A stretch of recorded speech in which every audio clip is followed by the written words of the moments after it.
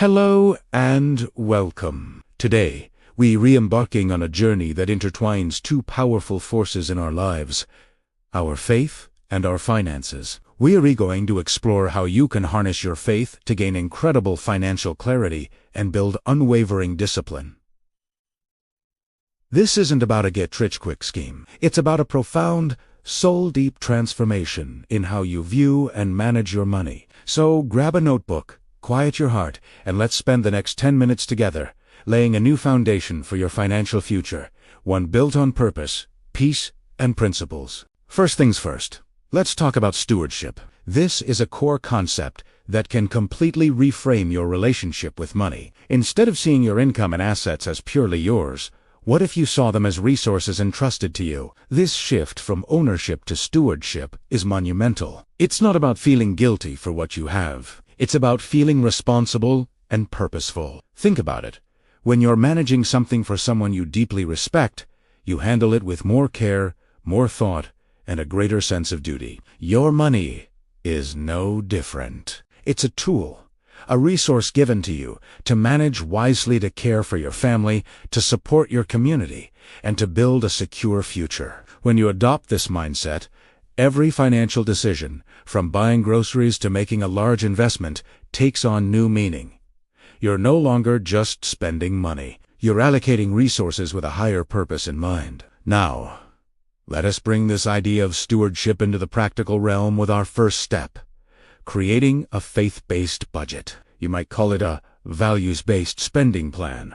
This is more than just tracking income and expenses. It's about aligning your spending with what you truly value. Start by praying or meditating on your financial goals. What does a life of financial peace look like to you through the lens of your faith? What are your non-negotiables? These might be tithing, charitable giving, saving for your children's education, or ensuring you have a fund for unexpected acts of kindness. Once you have this clarity, you can build your budget around these pillars. Instead of your budget feeling restrictive, it becomes a roadmap to living out your values. It's a document that declares, "This is what matters to me, and this is how I'm directing my resources to honor it."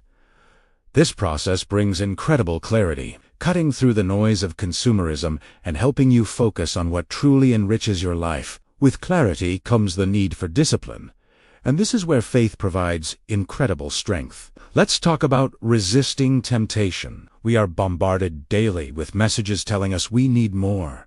We need the latest thing.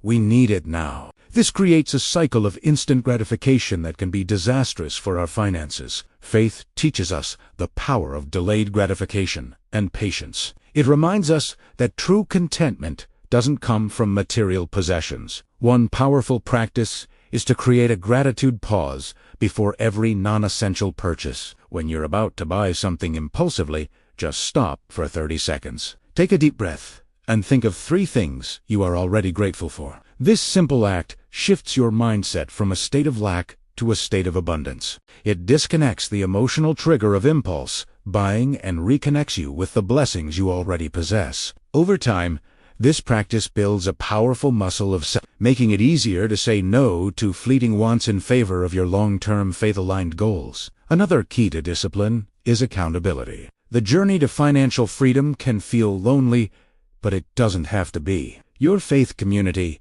can be an incredible source of support. Consider finding a trusted friend, a mentor, or even a small group within your community to share your financial goals with. This isn't about comparing bank accounts or judging each other's spending. It's about encouragement and shared wisdom. Having someone you can call when you're tempted to stray from your budget, or someone to celebrate with when you hit a savings milestone, is invaluable. This accountability partner or group serves as a living reminder of your commitment. When you know someone else is cheering you on, it's much easier to stay the course, especially on tough days. Proverbs 2, las 7:17 says, "As iron sharpens iron, so one person sharpens another. Let your community sharpen your financial discipline." Now, let's talk about dealing with debt. Debt can feel like a heavy chain, weighing down not just your finances, but your spirit as well. Faith offers a powerful perspective on freedom. It teaches us to seek liberation from burdens. Your financial plan should absolutely include a strategy for becoming debt-free. Whether you use the snowball method, where you pay off the smallest debts first for psychological wins, or the avalanche method, where you tackle the highest interest debts first to save money, the key is to be intentional and aggressive. Frame this journey not as a punishment for past mistakes, but as a righteous quest for freedom. Every extra payment you make is an act of faith in a future free from that burden. Celebrate each debt you eliminate. It's a tangible step toward the financial peace you're working for. Remember, the goal is not just to be financially free, but to be free in spirit.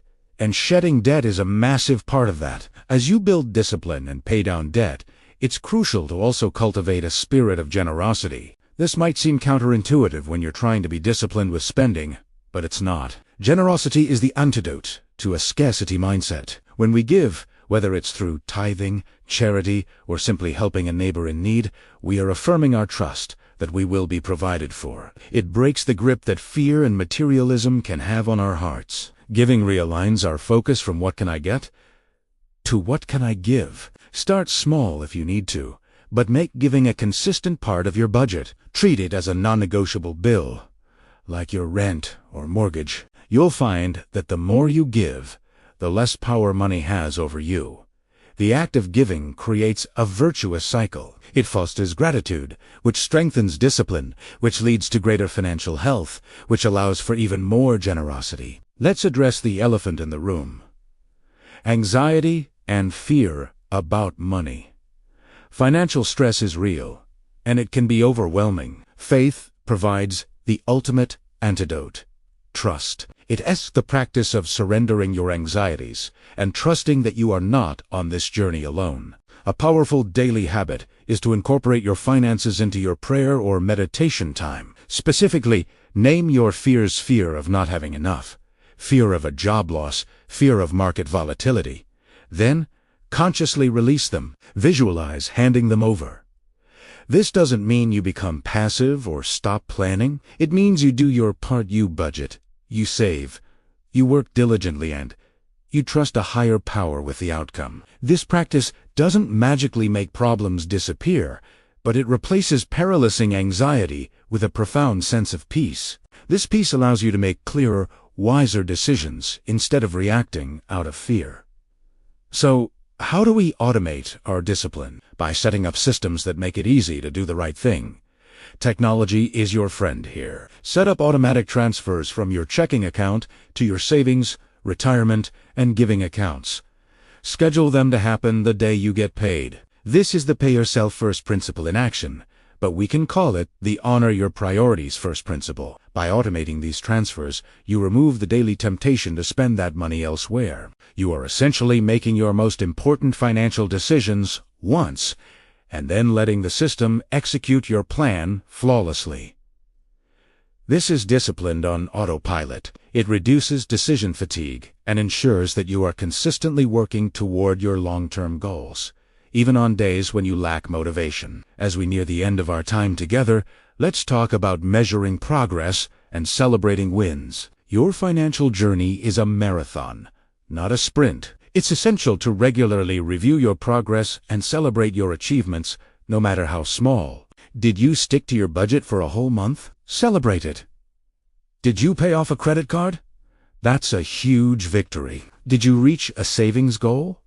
Acknowledge that accomplishment. These celebrations aren't about rewarding yourself with lavish spending. They can be as simple as a special home-cooked meal, a family game night, or just a moment of quiet reflection and gratitude. Celebrating reinforces your positive behaviors and keeps you motivated for the long haul. It transforms the journey from a grind into a rewarding adventure marked by milestones of your growing discipline and faith. To bring it all together, harnessing your faith for financial clarity and discipline is about a holistic transformation. It's about viewing money as a tool for a greater purpose, guided by the principle of stewardship. It's about creating a values-based spending plan that reflects what truly matters to you. It's about building the discipline to resist temptation, supported by a community that holds you accountable. It's about seeking freedom from debt, cultivating a spirit of generosity, and replacing anxiety with trust. It's about automating your good habits and celebrating your progress along the way. Tispath isn't